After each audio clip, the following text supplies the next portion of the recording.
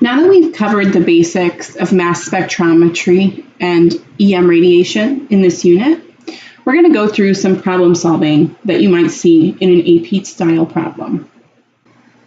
Problem 1. Silicon is a metal used in the computer industry. It consists of 3 isotopes: silicon-28, silicon-29, and silicon-30. Which isotope is most abundant? And explain your reasoning. I'm going to give you some time to try this on your own. The only thing you need is the information here and your periodic table. Use those things to determine which isotope is most abundant and explain your reasoning. And we'll go over the answer on the next slide. Okay, so this is the same question from the previous slide. All I did was I added this little block for silicon from the periodic table.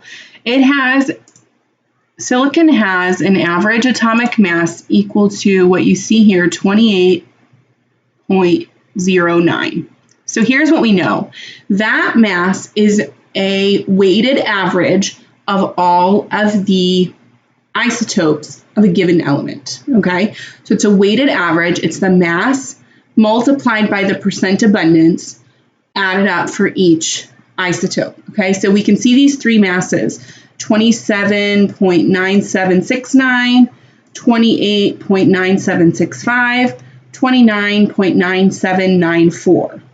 This mass, 28.09, will be a weighted average of these 3. Okay, so not an arithmetic average. Don't just add them up and divide by 3, but add them up weighted, so multiplied by their percent abundance. And what that means is this mass is made up mostly of the most abundant isotope.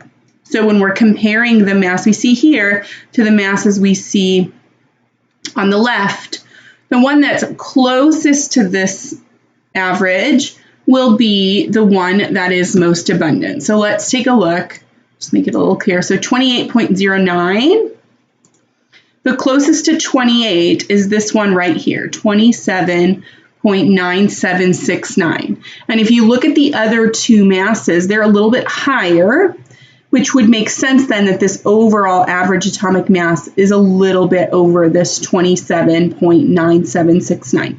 So the answer to which isotope is most abundant is the first one, silicon-28.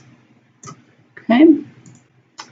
And then here's why. On the periodic table, the atomic mass of silicon is given as 28.0855. On your AP periodic table, it's rounded up to 0.09. That's okay.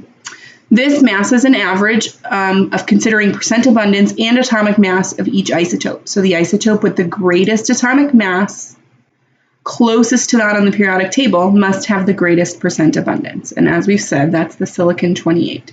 The maximum mass contribution comes from the isotope with the highest percent abundance.